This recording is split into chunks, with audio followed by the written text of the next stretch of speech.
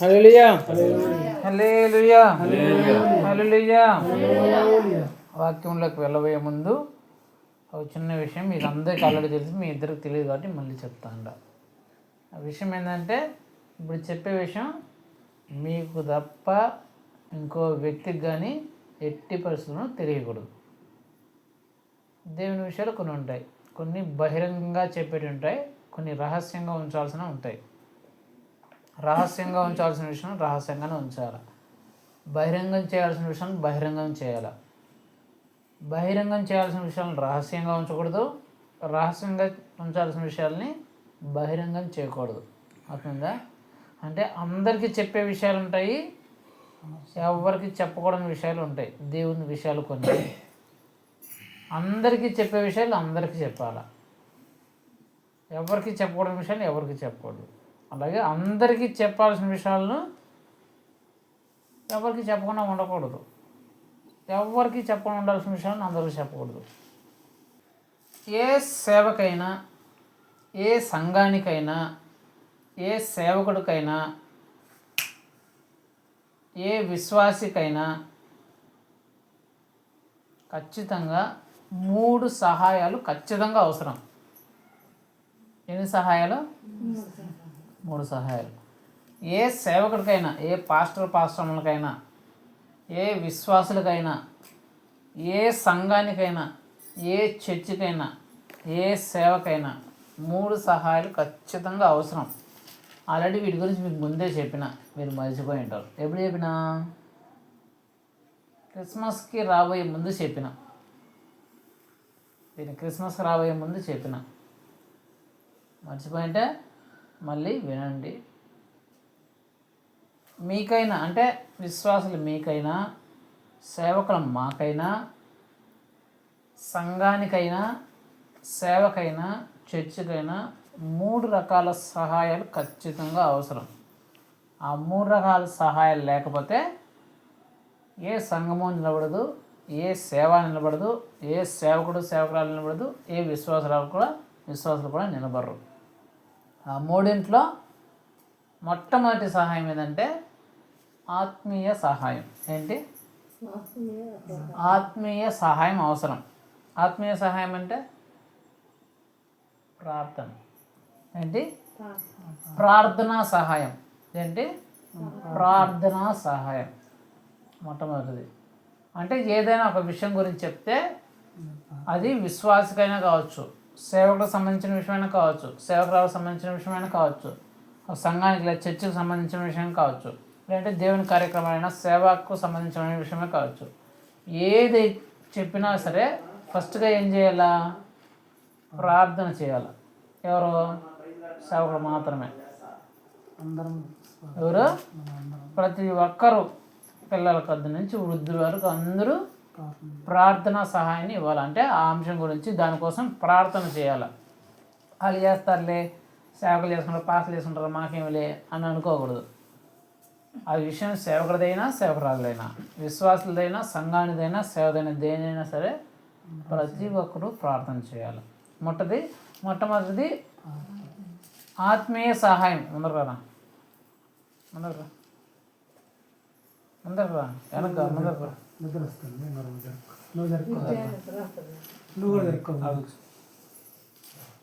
హల్లెలూయా. మొట్టమొదటి సహాయం ఇది ఆత్మీయ సహాయం, అంటే ప్రార్థనా సహాయం. రెండోది శారీరక సహాయం. ఏంటి? శారీరక సహాయం. శారీరక సహాయం అంటే ఈ శరీరంతో చేసే సహాయం. ఏం చేస్తాము? పని చేస్తాం. ఆ విశ్వాసాలకు ఏదైనా అవసరమైంది తెచ్చిస్తాము, ఆ సేవకు అవసరమైంది మన శరీరంతో ఏదైతే అవకాశం చేస్తాం. ఏదో చర్చికి ఏదైనా ఏదైనా అవసరం పడింది, దానికోసం మన పని మనం చేస్తాము. ఒక సేవ ఏదైనా క్రిస్మస్ లాంటిది, లేకపోతే సంఘం లాంటిది, ఏదో ఒకటి దానికోసం మన శరీరాన్ని ఖర్చు చేస్తాం. అంటే మన బలాన్ని ఉపయోగించి దానికోసం కష్టపడతాం. అదేంటి? శారీరక సహాయం. మూడోది ఆర్థిక సహాయం. ఏంటి? ఆర్థిక సహాయం. అంటే మన స్తోమత, మన స్థాయిని బట్టి ఎప్పుడు మనకు వీలుంటే అప్పుడు ఆ విశ్వాసకో, ఆ పాస్టర్కో, ఆ సేవకో, ఆ ఆ సంఘానికో మన వంతు సహాయంగా డబ్బు రూపంలో ఇచ్చేదాన్ని లేక వస్తువు రూపంలో ఇచ్చేదాన్ని ఏమంటారు? ఆర్థిక సహాయం అంటారు. ఈ 3 రకాల సహాయాలు ఖచ్చితంగా ప్రతి ఒక్కరికి అవసరం. ఎవరికి? విశ్వాసకి అవసరం లేదా? ప్రార్థన శారీరక సహాయం అవసరం లేదా విశ్వాసకి? ఆర్థిక సహాయం అవసరం లేదా? అవసరమే. విశ్వాస వాళ్ళు రోగాల్లో అంటే వాళ్ళు డబ్బులు పట్టుకునే పరిస్థితి లేనప్పుడు మిగిలిన వాళ్ళు ఆర్థిక సహాయాన్ని అందించాలి. అది ఆర్థిక సహాయం అంటే. నెక్స్ట్ అది ప్రార్థనా సహాయం. రెండోది శారీరక సహాయం, ఆత్మీయ సహాయం. అయితే వీటిలో స్థాయిలు ఉంటాయండి అన్నమాట. ఫస్ట్ ఏది, లాస్ట్ ఏది ప్రిఫరెన్స్ అనేది. ఫస్ట్ ప్రిఫరెన్స్ ఎప్పుడు ఆత్మీయ సహాయమే. ఏది? ప్రార్థనా సహాయం. ఏంటి? ఇది ఖచ్చితంగా ఫస్ట్ ప్రిఫరెన్స్. సెకండ్ ప్రిఫరెన్స్ శారీరక సహాయం. మీ శరీరం అనుకూలించడాన్ని బట్టి, మీ శక్తిని బట్టి, మీ ఆరోగ్యాన్ని బట్టి మీరు అది చేయొచ్చు. థర్డ్ది ఏంటి? లాస్ట్ది ఆర్థిక సహాయం. లీస్ట్లో ఉండేది ఆర్థిక సహాయం. చాలామంది ఏమంటారు ఆర్థిక సహాయం ఫస్ట్ ఏమో డబ్బు ఫస్ట్ ఏమో అనుకుంటారు. డబ్బులు కాదు, దేవుని పరిచయంలో ఫస్ట్. డబ్బు అనేది దేవుని సన్నిధిలో లాస్ట్ ప్రిఫరెన్స్ అన్నమాట. లాస్ట్ ప్రయారిటీ డబ్బుకే. ఫస్ట్ ప్రయారిటీ ప్రార్థనకి, సెకండ్ ప్రయారిటీ శారీరక పనికి, థర్డ్ ప్రయారిటీ ఆర్థికానికి. కాబట్టి ఈ 3 రకాల సహాయాలు ఖచ్చితంగా అవసరం. ఇదంతా ఇప్పుడు ఎందుకు చెప్తాను నేను? మనం దేని కడిపోతున్నాం? ఎవరిది అది? ఎవరిది? మన అందరు కాబట్టి ఫస్ట్ ఏం చేయాలి మనము? అది ఫస్ట్ అందరం చేయాల్సిన పని ఏంది? ప్రార్థన చేయాలి. అంటే అది ఆత్మీయ సహాయం. దానికోసం బాగా నిర్మించబడాలని, టైంలో కంప్లీట్ అవ్వాలని, ఆర్థిక సహాయాలు కుదరాలని, అడ్డంకులు తొలగాలని, పని పెండింగ్ లేకుండా అందరూ ప్రార్థన చేయాలి. రెండోది ఏంటి? శారీరక సహాయం. మనకు వీలున్నప్పుడు, అవకాశం ఉన్నప్పుడు ఆ పనిలో మనం కూడా పాల్గొని ఆ జల్లి పెట్టడంలో, ఆ రాళ్ళంచడంలో, కట్టడంలో, వాటిలో మనము సహాయం చేయాలి. థర్డ్ది ఏంటి? లాస్ట్ది ఆర్థిక సహాయం. అది మన స్తోమతను బట్టి మన దగ్గర ఉన్నప్పుడు అది ఎంతైనా, అది రూపాయి నుంచి కోటి రూపాయలు, లక్షల కోట్లైనా సరే, రూపాయి నుంచి సింగిల్ పైసా అయినా సరే లెక్క వస్తుంది. మేము రూపాయి ఇస్తున్నాము, లేకపోతే అగ్గిపెట్టి ఇస్తున్నాము, లేకపోతే ఇది ఇస్తున్నాము, ఒక మూట సిమెంట్ ఇస్తున్నాము, ఇవన్నీ కాదు దేవుడి దృష్టిలో చూసేది. నీకు ఆర్థికంగా నువ్వు సహాయం చేస్తున్నావా లేదా? విశ్వాసికి కానీ, సేవకు కానీ, సంఘానికి కానీ, పరిచయకు కానీ నువ్వు ఎలాంటి ఆర్థిక సహాయం చేస్తున్నావు దేవుడు చూస్తావు. నువ్వు ఏం చేస్తున్నావు చూడు. సో ఇవి మీరు గుర్తుపెట్టుకోవాలన్నమాట. ఈ 3 రకాల సహాయాలు గుర్తుపెట్టుకోవాలా, అందరి గురించి గుర్తుపెట్టుకోవాలా, బాగా ప్రార్థన చేయాలా. ఇవి హల్లెలూయా. సరే, మనం వాక్యంలోకి వెళ్దాం. సరే, ఏ స్వార్థని ధ్యానిస్తున్నాం? ఏ స్వార్థ? మత్తయి సువార్త ఎన్నో అధ్యాయం? 19వ అధ్యాయం. మత్తయి సువార్త 19వ అధ్యాయంలో చివరిసారిగా మీరు ఏ అంశాన్ని గురించి విన్నారు? జరిగి ఓ నెల అయిపోయిందా? 20 రోజులు అయిపోయింది కదా. దేని గురించి విన్నారు?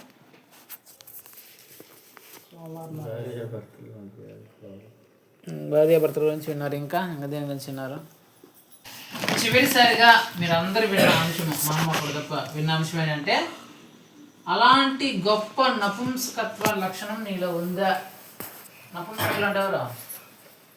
ఇజ్రాయెల్ గురించి మాట్లాడుకున్నాం కదా. ఇజ్రాయెల్ గురించి మాట్లాడుకున్నాం లేదా? ఉంటారు కదా ఇజ్రాయెల్లో. అలాంటి ఇజ్రాయెల్లో గొప్ప లక్షణం ఉంటుందంట. అలాంటి గొప్ప లక్షణం నీలో ఉందా లేదా అనే అంశం గురించి దేవుడు మాట్లాడాడు. అందులో 3 రకాల నపుంసకత్వాల గురించి నపుంసకుల గురించి మాట్లాడినాడు. ఈ భూమిలో 3 రకాల నపుంసకులు ఉంటారు. ఆ 3 రకాల నపుంసకుల్లో ఫస్ట్ వాళ్ళు గౌరవించాల, సెకండ్ వాళ్ళని తోలు తీయాల, థర్డ్ వాళ్ళ లక్షణం మనలో ఉండాల. ఆ థర్డ్ వాళ్ళు ఎవరు, ఆ థర్డ్ వాళ్ళ నపుంసకులు ఎవరు, వాళ్ళు ఉన్న లక్షణం ఏంటి అనేది దేవుడు ఆ రోజు మనందరికీ చెప్పి ఉన్నాడు. ఒకవేళ మీరు ఎవరైనా వినకపోయింటే, రాకపోయింటే యూట్యూబ్లో మన ఛానల్లో ఉంటుంది కాబట్టి మీరు వినండి, తెలుసుకోండి, దీవించబడండి, ఆశీర్వదించబడండి. హల్లెలూయా. సరే, దేవుడు ఈరోజు ఏం మాట్లాడుతారో చూద్దాం. మత్తయి సువార్త 19వ అధ్యాయం 16 నుంచి 22 వరకు. ఇదిగో ఒకడు ఆయన వద్దకు వచ్చి, బోధకుడు నిత్య జీవం పొందుటకు నేను ఏమి మంచి కార్యం చేయవలనని ఆయన అడిగిన. అందుకు ఆయన మంచి కార్యమును గూర్చి నన్నెందుకు అడుగుచున్నావు? మంచి వాడే ఒక్కడే నీవు జీవంలో ప్రవేశించుకోరిని ఎడల ఆజ్ఞలను గైకొనుడని చెప్పాను. అతడు ఆజ్ఞలను ఆయన అడుగుగా, యేసు నరహత్య చేయవద్దు, వ్యభిచరించవద్దు, దొంగలించవద్దు, అబద్ధ సాక్ష్యం పలుకవద్దు, తల్లిదండ్రులను సన్మానింపుము, నిన్ను వల్లే నీ పొరుగువారిని ప్రేమించవలను ఆయన అనునవే అని చెప్పాను. అందుకు ఆ యవనసుడు, ఇవన్నీ అనుసరించుతూనే ఉన్నాను, ఇకను నాకు కొదువ ఏమని ఆయనను అడిగాను. అందుకు యేసు, నీవు పరిపూర్ణుడగుటకు కోరిన వెడల పోయి నీ ఆస్తిని అమ్మి బీదలకిమ్ము, అప్పుడు పరలోకమందు నీకు ధనము కలుగును. నీవు వచ్చి నన్ను వెంబడించమని అతనితో చెప్పాను. అయితే ఆ యవ్వనుడు మిగిలిన ఆసక్తి గలవాడు కనుక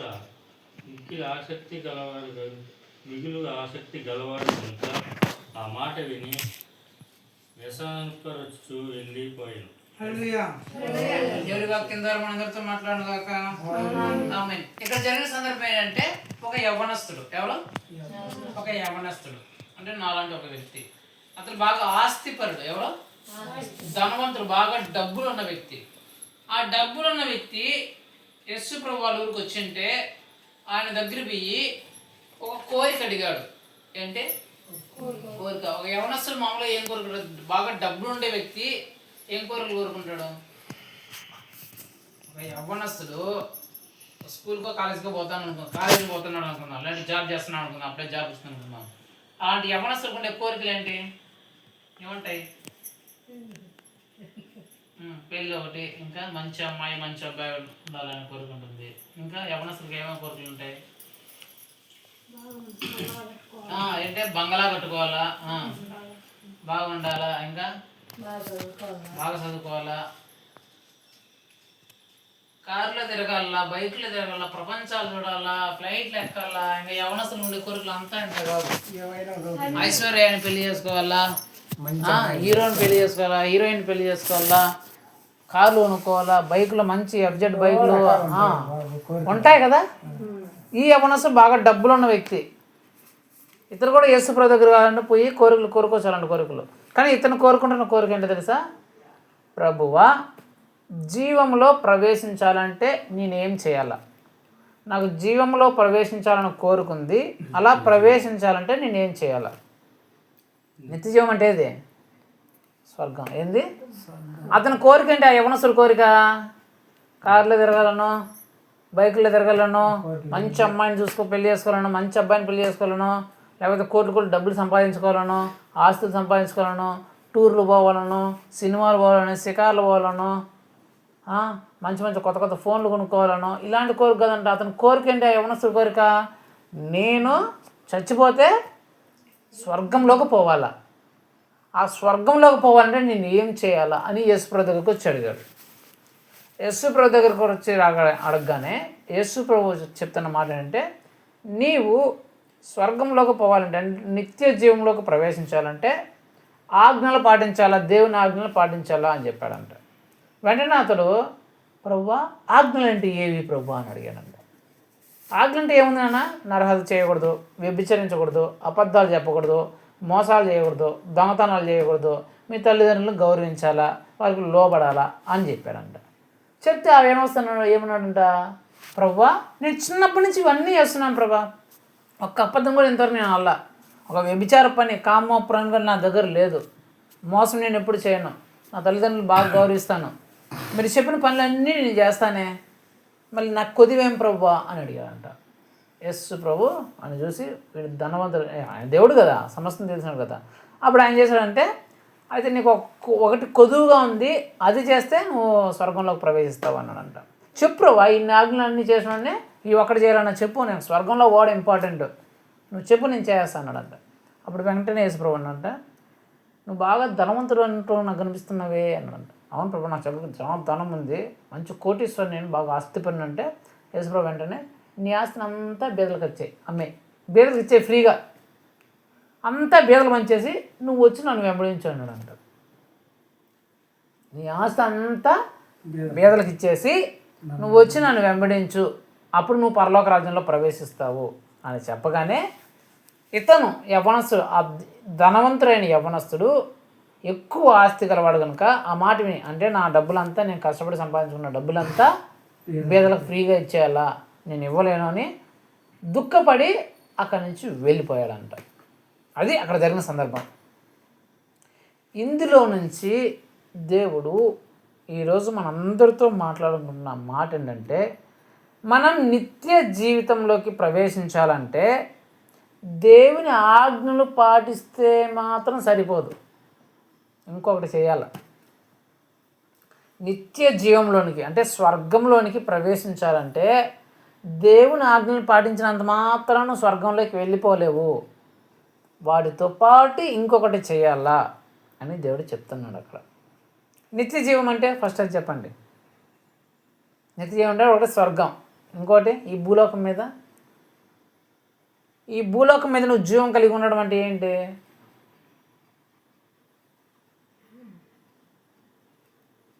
ఇప్పుడు కోడి ఉంది, బతికిన కొడుకు చచ్చిపోయిన కొడుకు తేడామే. బాగా బతికిన కోడి అయితే బాగా ఎగురుతా, దూకుతా, పోతా, తింటా ఉండదు. చచ్చిపోయిన కోడి దానిలో కొన్ని రోజులు కంపు కొట్టిపోతుంది అంతే. మనిషే ఉన్నాడు, బతికిన మనిషి చచ్చిపోయిన మనిషి తేడా ఏంది? బతికిన మనిషి అయితే ఇట్లా మాట్లాడతా, హాయిగా దర్జాగా తిరుగుతా, మాట్లాడతా, ఉంటా, లేస్తా, పోతా, కూర్చుంటా, పడుకున్నాడు. చచ్చిపోయిన మనిషి 2 రోజులకి కంపు కొట్టేస్తాడు. 2 రోజులు కూడా పెట్టుకోవాలి. మళ్ళీ నువ్వు ఎంత పెద్ద కోటీశ్వరుడు అయినా సరే, ఎంత పెద్ద పలిగోడి ఉన్నా సరే, ఎంత పెద్ద వ్యక్తి అయినా సరే, ఇతరే కంపు కొడతాంటే ఎత్తరా అంటాడు, జీవము పోతే. అంటే దాని అర్థం ఏంటంటే, ఈ భూలోకంలో జీవం అంటే నిత్యం అంటే స్వర్గం. ఈ భూలోకం సంగతికి వస్తే, ఈ భూలోకంలో జీవం కలిగి ఉండడం అంటే ఏంటంటే ఆ నీచమైన స్థితికి నువ్వు పోకూడదండి. ఆ కంపు కొట్టే స్థితికి, పనికిరాని స్థితికి నువ్వు పోకుండా అన్నీ కలిగిన, సమృద్ధి కలిగిన స్థితిలో నువ్వు ఉండాలంటే అని దాని అర్థం. ఈ భూలోకం విషయంలో జీవం కలిగి ఉండడం అంటే ఏంటంటే, కంపు కొట్టే స్థాయికి అంటే నీచమైన స్థాయికి నువ్వు పోకుండా అన్నీ కలిగిన సర్వ సమృద్ధి కలిగిన స్థాయిలోకి వెళ్ళాలంటే ఈ భూలోకంలో, అలాగే చనిపోయిన తర్వాత స్వర్గంలోనికి వెళ్ళాలంటే, నరకంలోకి వెళ్ళకుండా స్వర్గంలోనికి వెళ్ళాలంటే దేవుని ఆజ్ఞలు పాటిస్తే మాత్రమే సరిపోదు, దానితో పాటు ఇంకొకటి చేయాల. ఆ ఇంకొకటే దేవుడు చెప్పాడు అనమాట అక్కడ. ఆ యవనస్తుడు దేవుని ఆజ్ఞలు పాటించాడా లేదా? పాటించాడు. పాటించినంత మాత్రం యేసు ప్రభు నువ్వు స్వర్గంలోకి వెళ్ళిపోతావు చెప్పినాడా? చెప్పాలా. దాంతోపాటు నీకు ఒకటి కొదువు ఉంది, ఆ కొదువు కూడా నువ్వు తీర్చుకుంటే అప్పుడే నువ్వు స్వర్గంలోకి ప్రవేశిస్తావు అని చెప్పినాడు యేసు ప్రభు.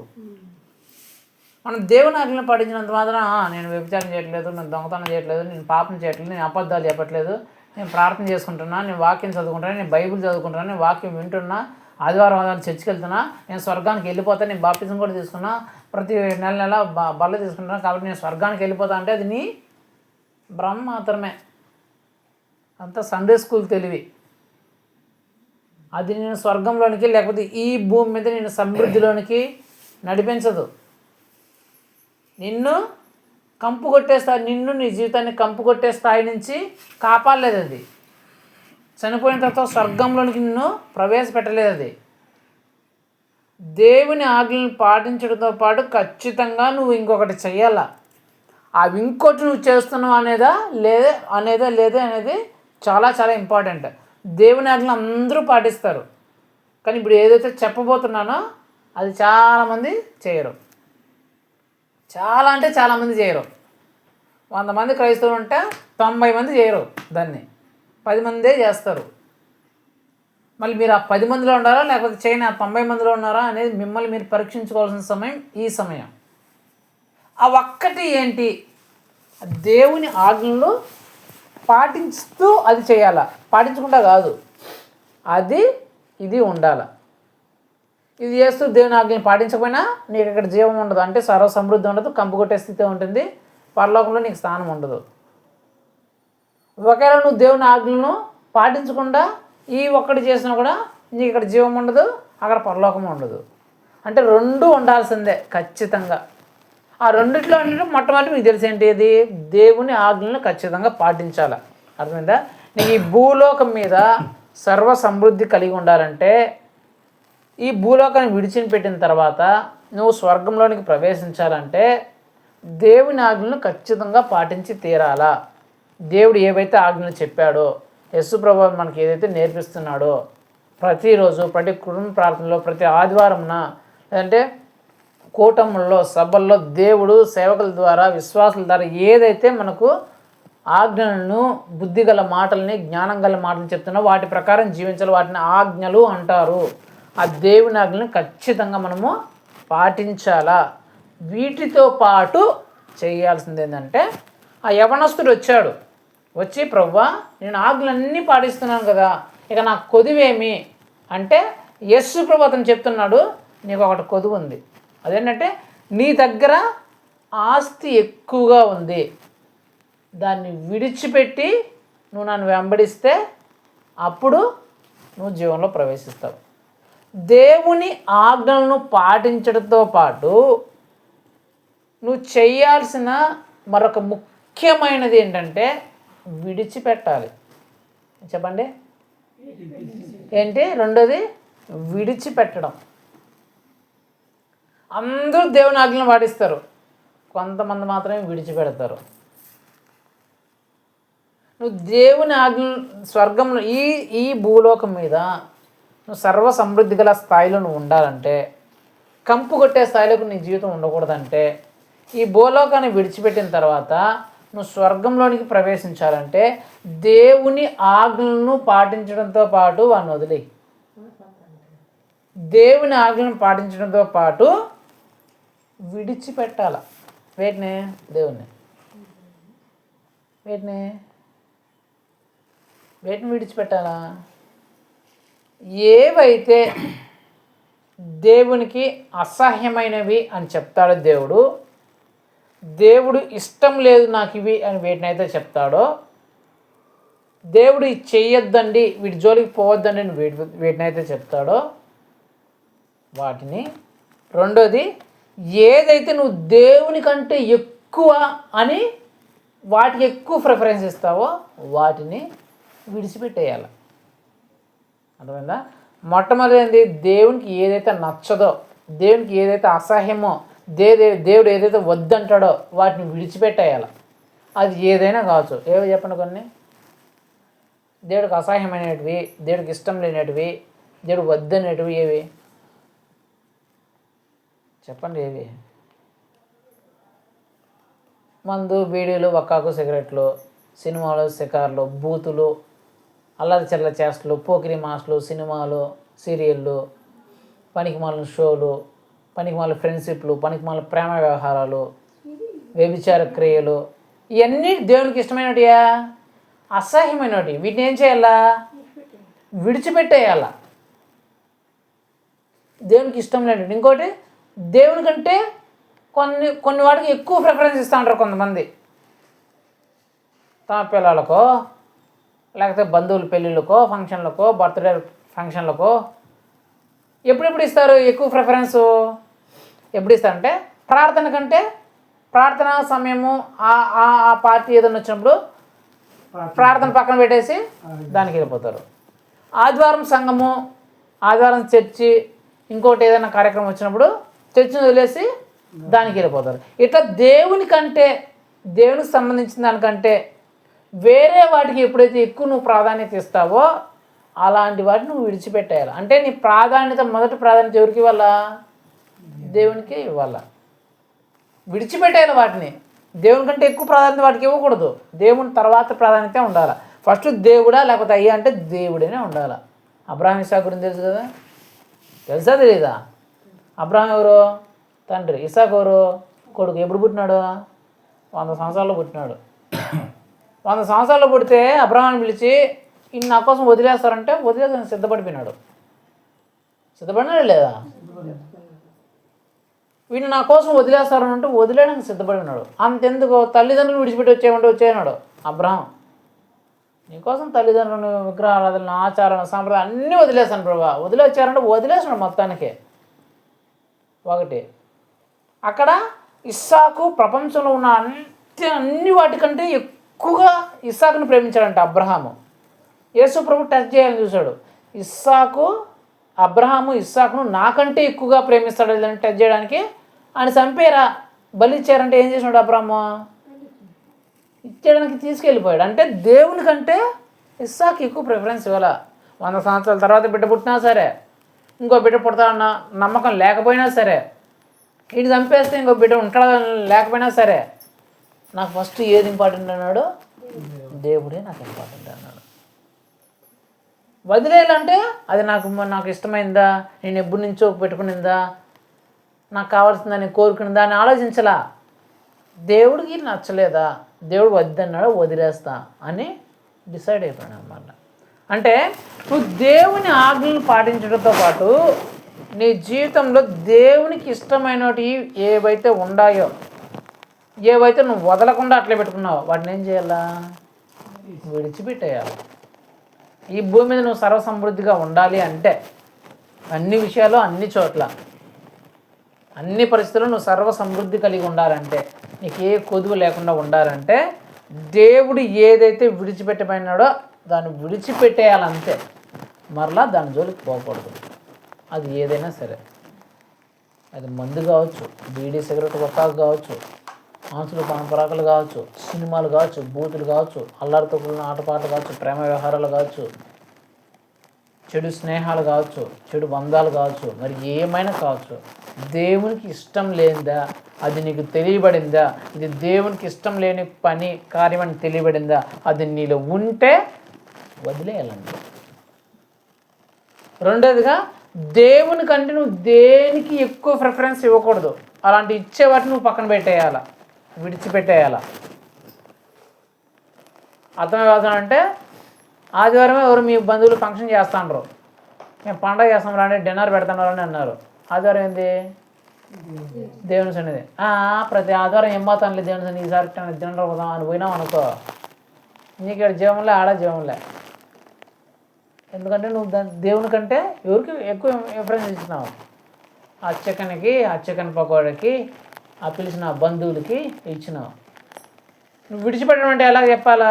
ఈరోజు ఆదివారం, నువ్వు కావాలంటే వేరే రోజు పెట్టుకో, నేను వస్తా నీ పాటికి, ఈరోజు నేను రాను కాబట్టి మధ్యాహ్నం పైన వస్తాను దేవుని సన్నిధి అయిపోయిన తర్వాత అని చెప్పే అలాంటి నిశ్చయితలోనికి, అలాంటి విశ్వాస జీవితంలో నువ్వు వస్తే అప్పుడు నువ్వు నిజంగా యేసుప్రభువుకి ఎక్కువ ప్రిఫరెన్స్ ఇచ్చినట్టు. ఇది ఆదివారం ఆరాధన కావచ్చు, కుటుంబ ప్రార్థన కావచ్చు, లేకపోతే ఏదైనా సభ కార్యక్రమం ఏదైనా కావచ్చు, దేవునికి సంబంధించింది అయితే ఫస్ట్ ప్రిఫరెన్స్ నువ్వు దేనికి వల్ల? దేవునికి వల్ల. అలా ఎప్పుడైతే నువ్వు ఇస్తావో అప్పుడే నీకు ఈ భూలోకంలో జీవంతో ఉంటావు, అంటే సమృద్ధి కలిగిన స్థితిలో ఉంటావు. నిర్జీవం అంటే కంపు కొట్టే స్థాయికి నువ్వు వెళ్ళిపోవు. ఈ భూమిని విడిచిన తర్వాత పరలోకంలో నిత్య జీవితంలోకి నువ్వు ప్రవేశిస్తావు. ఈ రెండు లేకపోతే, దేవుని ఆజ్ఞలను పాటిస్తూ విడిచిపెట్టాల్సిన వాటిని విడిచిపెట్టకపోతే ఈ భూమి మీద నీకు నిర్జీవమైన స్థితే, కంపు కొట్టే స్థితే, పరలోకంలో నీకు స్థానం లేదు, నరకంలోకి వెళ్ళిపోతావు అంతే. కాబట్టి దేవుడు చెప్తున్నమాట, నువ్వు నిత్య జీవితంలోకి ప్రవేశించాలి. ఈ భూమి మీద కావచ్చు, భూమిని విడిచిన తర్వాత కావచ్చు, నువ్వు జీవంలో ప్రవేశించాలంటే నువ్వు చేయాల్సిన దేవుని ఆజ్ఞలను పాటించడంతో పాటు విడిచిపెట్టాల్సిన వాటిని, వదిలిపెట్టేయాల్సిన వాటిని వదిలిపెట్టేయాలి. యవ్వనస్తులకు అది చెప్పాడు యేసు ప్రభు. వెరీ గుడ్, నువ్వు దేవుని ఆజ్ఞలను పాటిస్తున్నావు, నువ్వు విడిచిపెట్టాల్సింది ఒకటి ఉంది, ఆ ధనాన్ని విడిచిపెట్టి నన్ను వెంబడించరా అని చెప్పాడు. ఏం చెప్పాడు యేసు ప్రభు? ఆ ధనాన్ని విడిచిపెట్టేసి నన్ను వెంబడించాలి. యేసు ప్రభుని వెంబడించాలంటే అసలు మాటల కోటాను కోట్ల మంది అడుక్కుంటున్నారంట, అయ్యా నిన్ను వెంబడిస్తానంటే వద్దు, మీరు వెళ్ళి నేను చేసిన దాని గురించి మీరు ఆడు పడుకోనంలే, ఉండు పడుకుంటారులే. కోటాను కోట్ల మంది, లక్షల మంది, ప్రభువా నేను మిమ్మల్ని అనుసరిస్తాను, వెంబడిస్తాను ప్రభు అంటే వద్దు, మీరు అద్భుతాన్ని పొందుకున్నారు కదా, అద్భుతాన్ని పోయి మీ ఊర్లో మీకు తెలిసిన చోట్ల ప్రకటించుకోండి అని ఎంతమందిని ఎన్నుకున్నాడు దేవుడు వెంబడించడానికి? 12 మందినే ఎంచుకున్నాడు. అంత లక్షల మందిలో, అంత కోట్ల మందిలో ఎంచుకున్నది ఎవరిని? 12 మంది. అంటే ఎంత గొప్ప భాగ్యం దేవుని వెంబడించడము. అలాంటి గొప్ప భాగ్యము అతనికి వస్తే ఆస్తి కోసము దేవుని పక్కన పెట్టేసినాడు. ఆస్తిని వదులుకోలేక యేసుప్రభుని ఎందుకు వెంబడించేది అని చెప్పేసి పక్క వెళ్ళిపోయినాడంట యేసుక్రీస్తుని వెంబడించకుండా. అంటే చాలామంది తమకున్న ఆ అలవాట్లని, తమకున్న ఆ కోరికలని, ఆ ఆశలను వదిలిపెట్టలేక, విడిచిపెట్టలేక యేసుప్రభు మాకు వద్దులే, యేసుప్రభు దగ్గరికి పోయేదే మాకు వద్దులే అనుకునే వాళ్ళు ఉన్నారు. ఈ యవనస్తుల పరిస్థితి తర్వాత ఏమైపోయింది ఎవరికి తెలియదు. ఈ యవనస్తుల పరిస్థితి నాకు వద్దులే యేసుప్రభు, అయితే ఇట్లయితే వద్దులే, నాకు ఆస్తే కావాలా అని వెళ్ళిపోయినాడు. ఆస్తిని తీసుకొని పోయినాడు, ఆస్తి కోసం పోయినాడు. ఎన్ని రోజులు అనుభవించాడు ఆస్తిని? అయితే ఒక 60 సంవత్సరాలు 70 సంవత్సరాలు అనుభవించాడు. అనిపించిన తర్వాత చచ్చిపోతాడు కదా. చచ్చిపోయిన తర్వాత నువ్వు ఎక్కడ పడతావు? కోటాను సంవత్సరాలు. అంటే విడిచిపెట్టిన వాటిని విడిచిపెట్టకపోతే, ఇది నాకు బాగుంది, దీన్ని విడిచిపెట్టలేకున్నా దీనికోసం అంటే యేసుప్రభుని నేను వదిలేస్తా అని యేసుక్రీస్తుని వదిలేసుకున్న వాళ్ళు ఆ క్షణకాలం ఆనందాన్ని పొందుతారేమో, ఆ కొంత సమయం ఆనందాన్ని పొందుతారేమో, కానీ దాని తర్వాత పరిస్థితి చాలా భయంకరంగా ఉంటుంది. మీకు తప్పైన కుమారుడు కోసం ఆల్రెడీ మీకు తెలుసు. ఆస్తి కోసము ఆస్తిని తీసుకొని ఆ లోకంలో ఎంజాయ్మెంట్ల కోసము తండ్రిని వదులుకొని వెళ్ళిపోయినాడు.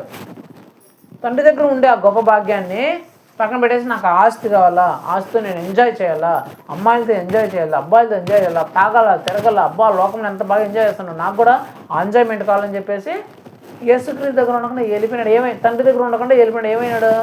చివరికి ఎంజాయ్ చేసినాడా? కొంత సమయం ఎంజాయ్ చేసినాడు. తర్వాత బతుకంతా పందుల దగ్గరే, అది కూడా దొరకని స్థాయికి వెళ్ళి దిగజారిపోయినాడు. అంటే నీకు ఆ ఆనందము దేవుణ్ణి విడిచిపెడితే దానికోసం నువ్వు ఏదైతే ఉంటుందో ఆ కోరిక, ఆ ఆశ, అలవాటు ఏదైతే ఉంటుందో దానికోసం నువ్వు దేవుని విడిచిపెట్టిపోయినావు అనుకో, ఆ ఆశ, ఆ కోరిక, ఆ అలవాటు నీకు కొంత సమయం మాత్రమే ఆనందాన్ని సంతోషిస్తుంది. కానీ ఆ తర్వాత పరిస్థితి చాలా భయంకరంగా, చాలా దారుణంగా ఉంటుంది. కానీ పెద్ద కుమారుడు విడిచిపెట్ల తండ్రిని, ప్రశాంతంగా హాయి తింటున్నాడు, దాని అంతటి మీద అధికారిగా ఉన్నాడు.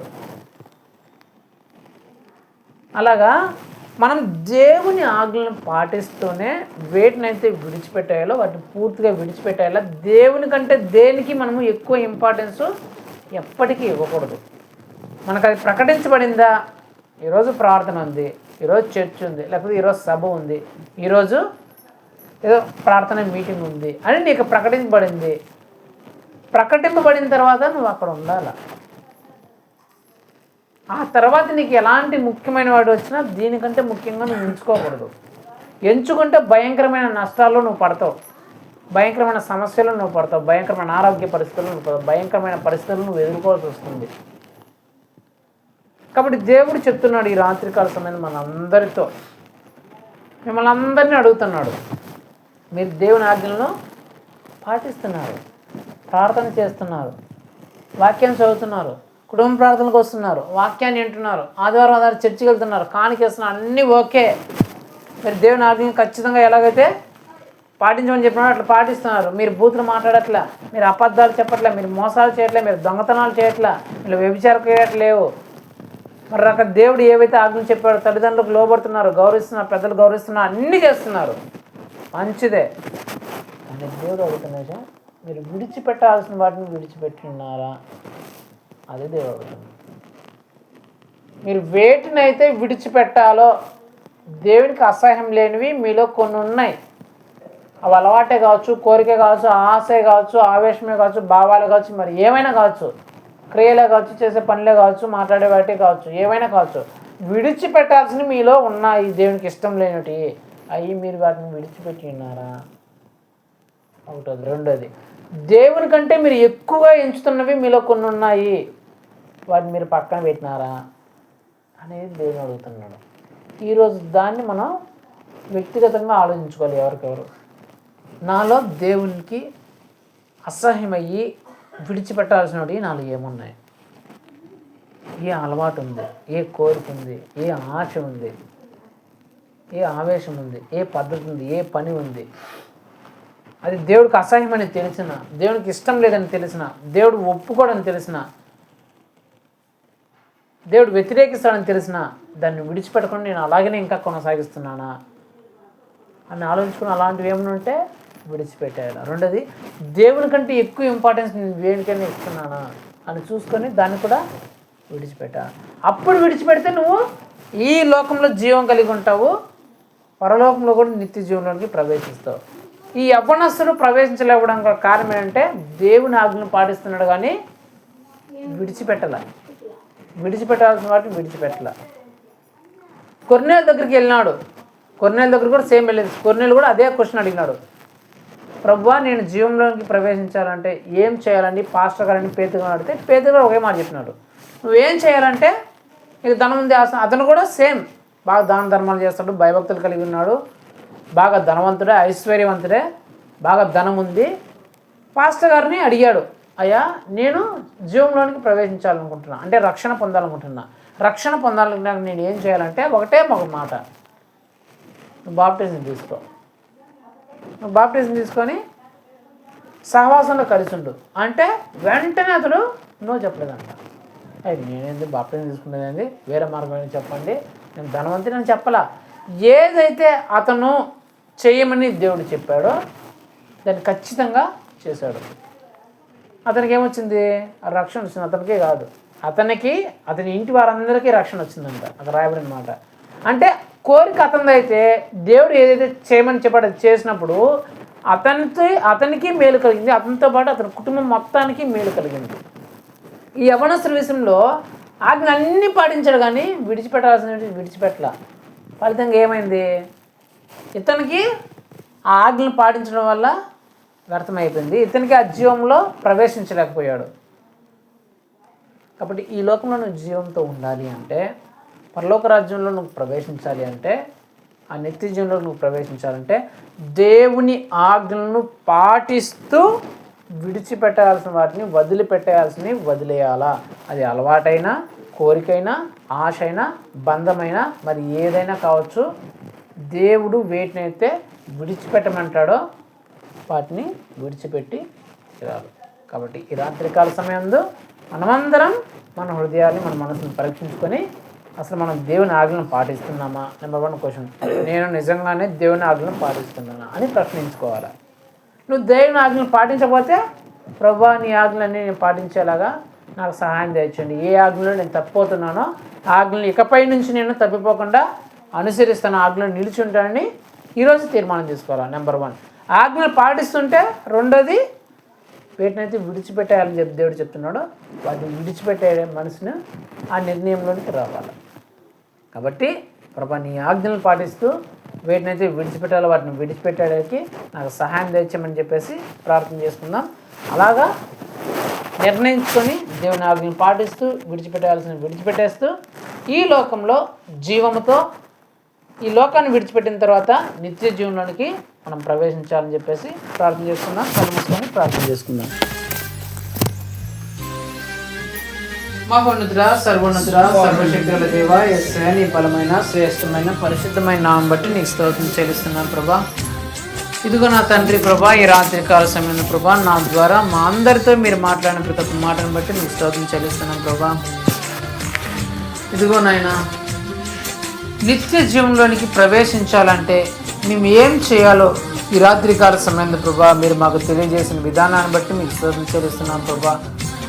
తండ్రి, ఈ లోకంలోనైనా మా జీవితము, మా కుటుంబము, మా స్థాయి కంపు కొట్టే స్థాయిలోకి పోకుండా, నీచమైన స్థాయిలోకి పోకుండా, సర్వ సమృద్ధి గల స్థాయిలో, మంచి స్థాయిలో, ఉన్నతమైన స్థాయిలో ఉండాలన్నా, ఈ భూలోకాన్ని విడిచిపెట్టిన తర్వాత మేము నరకంలోనికి కాకుండా స్వర్గంలోనికి ప్రవేశించాలన్నా మేము 2 విషయాల్ని ఖచ్చితంగా చేయాలని చెప్తున్నారు ప్రభా. అందులో మొట్టమొదటిగా దేవుని ఆజ్ఞలను ఖచ్చితంగా పాటించాలా అని చెప్తున్నారు తండ్రి. రెండోదిగా ఏదైతే దేవుడు విడిచిపెట్టమని చెప్తున్నాడో, వదిలేయమని చెప్తున్నాడో దాన్ని వదిలేయాలని మీరు చెప్తున్నారు తండ్రి. మీరు స్తోత్రం నాయనా. అవును ప్రభా, మేము కూడా ప్రభా ఈ లోకంలోనైనా మీ బిడ్డలుగా జీవిస్తున్నప్పుడు ప్రభా మా జీవితాలు కంపు కొట్టే స్థాయిలో కాకుండా, నీచమైన స్థాయిలో కాకుండా, సర్వ సమృద్ధి గల మంచి స్థాయిలో మంచి స్థితిలో ఉన్నట్లు ప్రభా మేము కూడా నైనా మీ ఆజ్ఞలు అన్నింటినీ పాటించడానికి సహాయం చేయండి ప్రభా.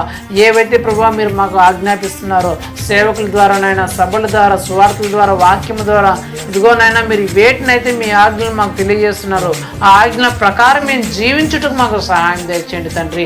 అలాగే ప్రభా వేటినైతే మేము విడిచిపెట్టాలనైనా అది అలవాటే కావచ్చు, మాకున్న కోరికే కావచ్చు, మాకున్న ఆశే కావచ్చు, ఇంకా మేము నడుపుతున్న బంధమే కావచ్చు, ఏదైనా కావచ్చు ప్రభా అది మీకు ఇష్టం లేనిదైతే, మీరు అసహించుకునేదైతే, మీరు వద్దని చెప్తున్నదైతే ప్రభా అలాంటి వాటిని ప్రభా మేము విడిచిపెట్టేటకు సహాయం చేయండి తండ్రి. అలాగే తండ్రి మీకంటే ప్రభా దేనికి మేము ఎక్కువ ఇంపార్టెన్స్ ఇవ్వకూడదు ప్రభా, మీకంటే దేనికి మేము ఎక్కువ ప్రాముఖ్యత ఇవ్వకుండా ప్రభా ఎల్లప్పుడూ మా మొదటి ప్రాధాన్యత, మొదటి ప్రాముఖ్యత మీరై ఉండినట్లు ప్రభా మీకంటే ఏదైతే ఎక్కువగా ఉంటుందో వాటిని ఆ సందర్భంలో, ఆ సమయంలో ప్రభా విడిచిపెట్టేటకు, వదిలిపెట్టుటకునైనా మీరు కృప చూపించమని బ్రతిమలాడుకుంటున్నాం తండ్రి. మేము నమ్ముకున్న బిడ్డలుగా ప్రభా ఈ లోకంలో ప్రభా జీవముతో ఉండి ప్రభా ఈ లోకాన్ని విడిచిపెట్టిన తర్వాత తండ్రి నిత్య జీవితంలో ప్రవేశించుటకునైనా మీరు కృప చూపిస్తారని నమ్ముతూ విశ్వసిస్తూ సహాయం చేయమని బ్రతిమలాడుకొనొచ్చు మా తండ్రి, మా దేవుడు, మా ప్రభువునైనా యేసుక్రీస్తు యొక్క పరిశుద్ధమైన నామములో అడిగి వేడుకొనుచున్నాం మా పేపర్లో తండ్రి. ఆమేన్. నా ప్రాణమా యెహోవాను సన్నతించుము, నా అంతరంగ సమస్తము ఆయన పరిశుద్ధ నామమును సన్నతించుము. నా ప్రాణమా యెహోవాను సన్నతించుము, ఆయన చేసిన కళ్ళ దేని మరొకము. ఆమేన్. తండ్రి అయిన దేవుని ప్రేమయు, ప్రభువైన యేసుక్రీస్తు యొక్క కృపయు, పరిశుద్ధాత్మ దేని అన్యోన్య సహవాసము ఇప్పుడును ఎల్లప్పుడూ ఇక్కడ కూడిన ప్రతి ఒక్కరితో పాటు మరి ముఖ్యంగా ఈ లోకంలో నేను జీవంతో ఉండినట్లు, ఈ లోకాన్ని విడిచిపెట్టిన తర్వాత నేను నిత్య జీవితంలో ప్రవేశించినట్లు నేను దేవుని ఆజ్ఞలను పాటిస్తూ వీటినైతే విడిచిపెట్టాలో వాటన్నిటిని విడిచిపెడతానని తీర్మానించుకున్న ప్రతి ఒక్క బిడ్డతో సదాకాలం